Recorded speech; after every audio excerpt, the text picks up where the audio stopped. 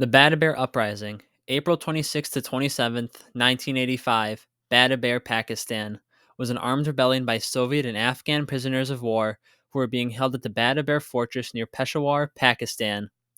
The prisoners fought the Afghan Mujahideen, who were supported by the Pakistani 11th Corps and American CIA advisors, in an attempt to escape. The Badabar fortress, 24 kilometers south of Peshawar, was a military training center of the Afghan Mujahideen who opposed Soviet presence in Afghanistan. The Mujahideen were trained by military instructors from the United States and Pakistan. The fortress was controlled by the Tajik-dominated Jamaat-e-Islami Party. Burhanuddin Rabbani was the party leader and self-declared president of Afghanistan. The military commander of the fortress was Ahmad Shah Mossad. The extent of the camp and military base covered nearly 2 square miles. Within the base, there were a total of 6 warehouses containing weapons and ammunition, 3 prisons and barracks for the Mujahideen and foreign instructors. Inside the prison, the Soviet and Afghan prisoners of war were forbidden from communicating with each other. The soldiers were forced to work in a nearby quarry and were sometimes kept with cattle in sheds.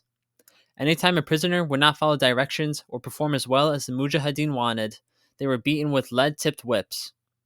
During the prisoners' brutal stay in the prison, they were subjected to ideological work by the Mujahideen who tried to convert the Christian Soviets to Islam. In 1985, 12 Soviet and 40 Afghan prisoners were held at the Badabar fortress. The Uprising. On April 26, 1985, at about 6 p.m., only 2 of 70 Mujahideen guards were on duty. The others were gathered at the drill square for evening prayers. In an uprising, prisoners entered the fortress armory, took weapons and ammunition, and tried to escape. Some may have tried to capture the fortress's radio center to report their location.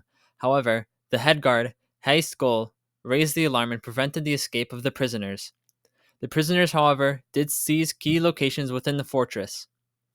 Afghan Mujahideen, Pakistani infantry and tank units, and the artillery forces of the 11th Corps blockaded the fortress. Several attempts to recapture the fortress were repelled by the prisoners. At 9 p.m., Burhanuddin Rabbani arrived at the base and negotiated with the prisoners. He suggested they surrender and their lives would be spared. The prisoners demanded a meeting with the Soviet and Afghan ambassadors to Pakistan and representatives from the International Red Cross and Red Crescent movement. The prisoners then threatened to ignite the armory if their demands were not met. Rabbani rejected the prisoners' demands and fighting continued.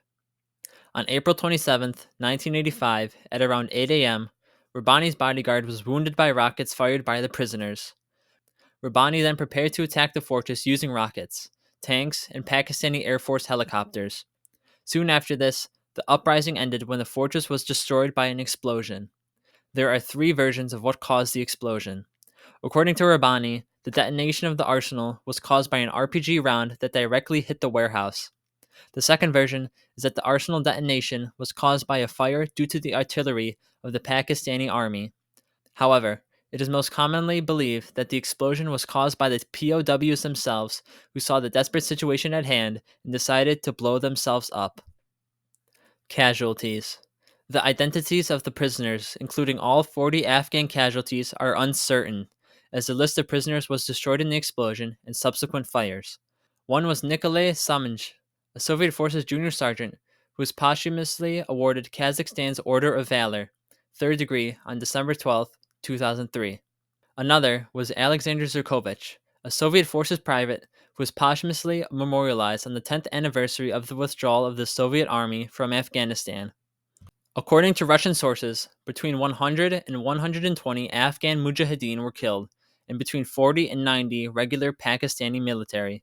The Badabar fortress, its armory, and its ordnance, including 3 9K-51 Grad multiple rocket launchers, thousands of shells and rockets, approximately 40 cannons, mortars, 2 million rounds of ammunition, and machine guns, and its chancery, including a list of the prisoners, were destroyed.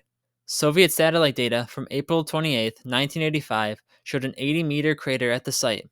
Local civilians found human remains up to 4 miles from the explosion, in addition to other various metal fragments. Aftermath. Initially, the authorities of Pakistan denied involvement in these actions.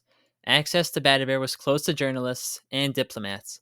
The whole picture of what happened was clarified only after the collapse of the USSR. If you enjoyed today's video, Please think about liking and subscribing for more videos like this. Thank you.